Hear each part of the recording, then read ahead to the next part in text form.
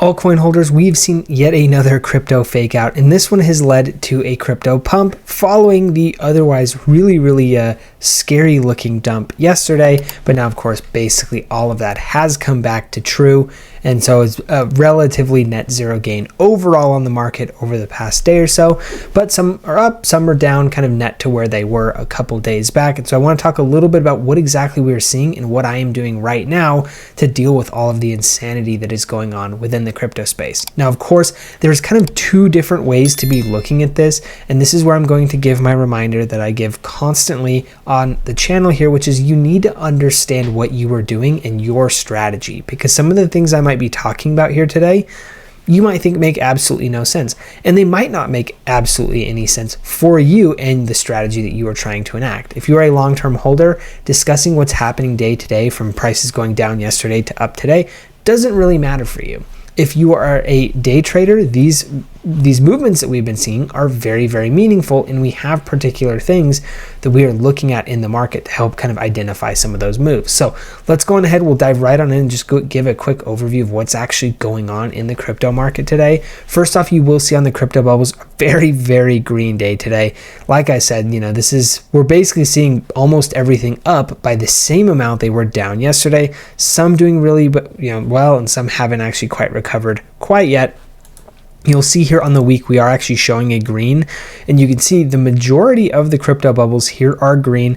They're very small kind of net positives on the majority of them, but you will see here some are way up and some are still actually down quite a lot. You can see even something like Zcash down about 30% just this week and actually going negative on the month, kind of joining the majority of the other cryptos being negative on the month, even though Zcash was kind of the one outlier that was there for a little while. Now you will see, like I said, on the week it's still a very mixed week, but the positives, at least so far, kind of outweighing the negatives, more also greens than reds. But we do still have definitely, kind of, this is not an up only type of market. There are winners and there are losers in this market, and you can kind of see that exactly right here.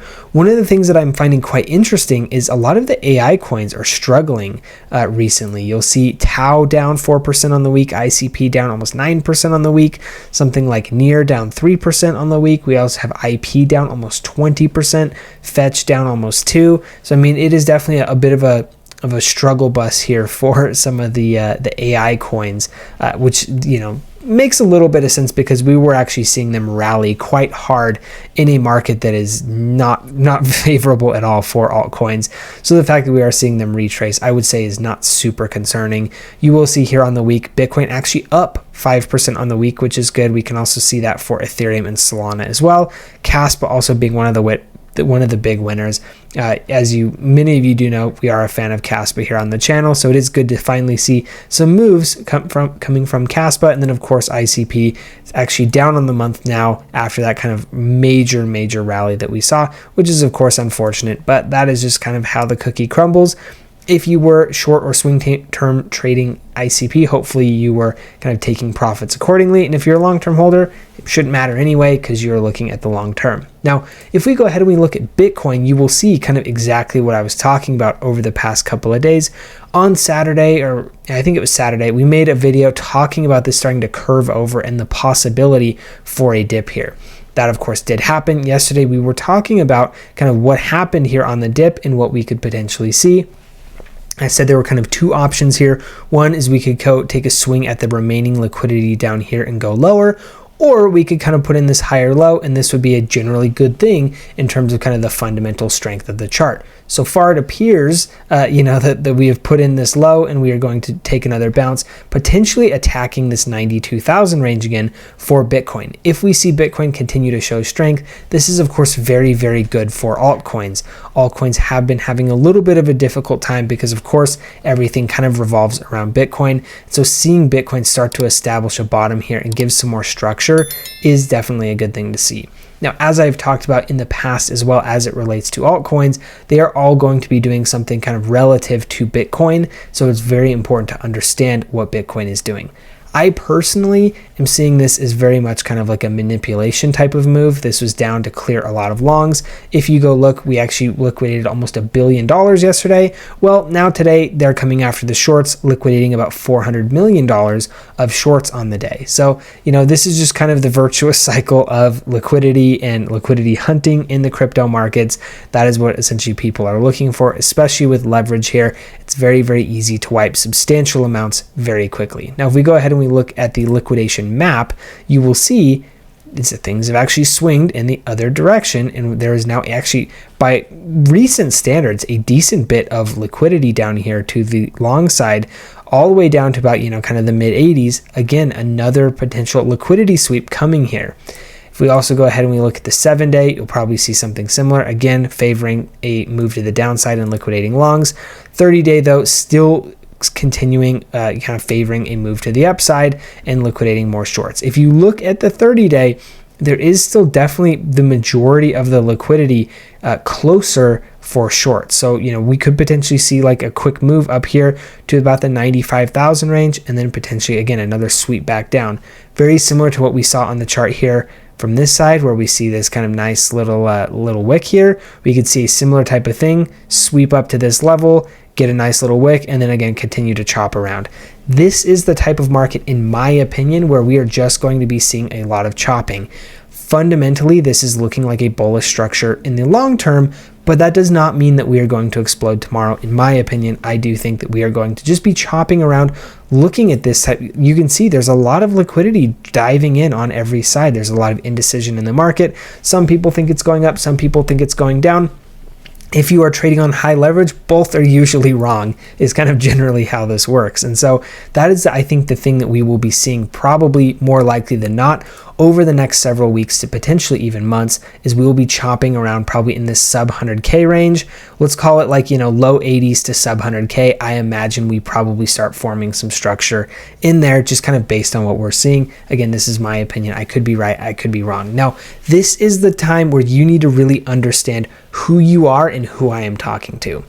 If you are a long-term trader, what you will see in the short term really should not matter to you. This is something where, if you're able to make some buys down here in the low to mid 80 range, you are, in my opinion, probably getting some very, very good buys.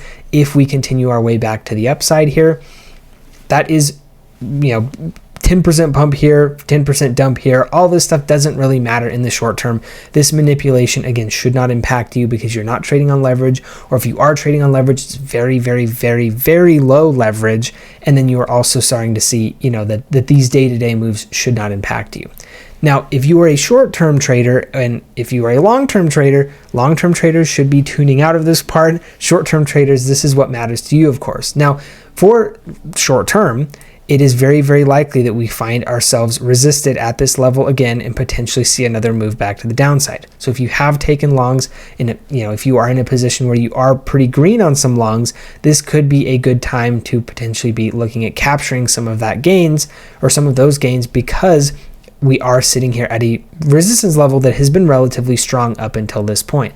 That's not to say it's going to get, rejected at this level, but you just want to be taking profits as you go up. And then of course, if we start to see this kind of start to curl over again, then we could see, potentially entering some shorts and riding it all the way back down till we hold up either at the 87 or maybe even come back to the 84 or even the 80, 81 level.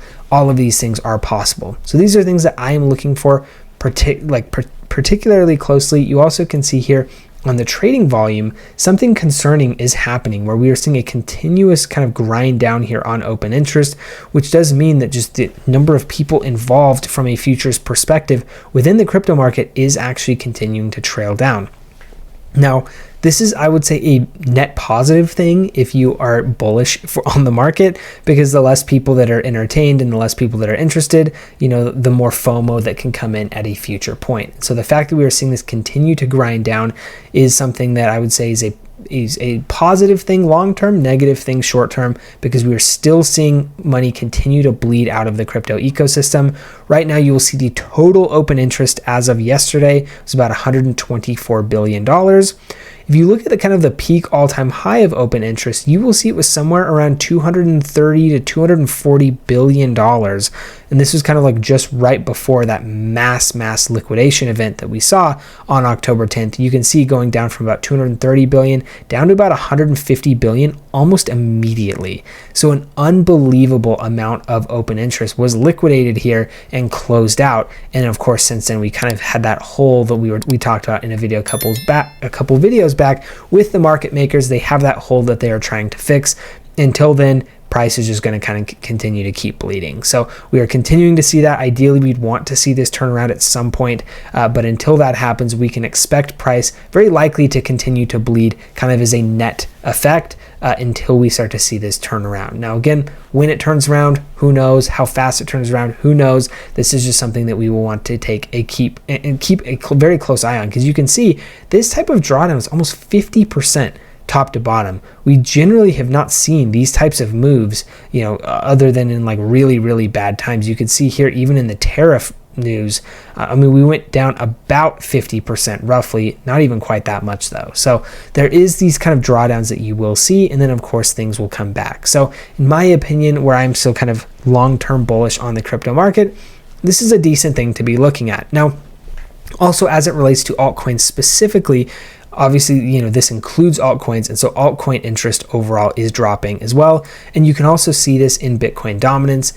It's not dropping at the same rate that Bitcoin's is, though. It's actually staying about even. You can see here, Bitcoin dominance is just kind of roughly fluctuating between, let's call it like 58.5% and like 61.5%. So it is relatively range bound between this area, which does mean that Bitcoin and alts are kind of just generally holding at the same level, which to me is an indication that smart money is actually accumulating alts. They're accumulating high conviction alts at these prices, which to me means that this cycle may not be over yet. We still could be looking for that looser monetary environment when we start to see a better run come back. So overall, that does leave me slightly encouraged, because of course, at this point in time, when we're seeing things bleed like this, we would imagine just historically alts would be getting hit a lot harder than Bitcoin, and that, at least so far, does not appear to be the case. So we'll have to see, of course, how it goes over the next coming days, weeks, and months. But right now, the crypto market I think is just going to be chopping around. It's probably going to get fairly boring unless you are trading and you are swing trading. It's probably going to get fairly boring. If you are looking to learn how to swing trade some of these, shorter term movements, then of course I do have those exchange links in the description below where you can go on ahead, get signed up. They do also have demo accounts, so you don't have to risk any of your own money. But I personally have found that using a small piece of my crypto investment funds for short-term trading does actually help me a lot. It helps me keep more involved in the market, keeps me up to date with what's going on. Obviously, I'm involved because I have, a vested interest at stake. And so a lot of these things, in my opinion, are actually very helpful. But again, you just need to make sure that you're not doing anything crazy, exercise caution, exercise position sizing, all of that type of good stuff. Again, learn a lot of that before you get into it. But if you are looking to just kind of dip your toes in and start that learning process, I do have those links in the description below. Currently, BTCC is providing the best value with a 10% bonus on first-time deposits, in addition to up to 10,055 USDT. Again, this is all, if you follow my affiliate link in the description below, it is an exclusive offer. So if you're interested, feel free to check it out. Also, that is where we will wrap it up here. If you have any questions or anything, feel free to drop those in the comment section below. I do try to read and respond to all of those. So thank you all so much for tuning in, and we'll see you in the next one.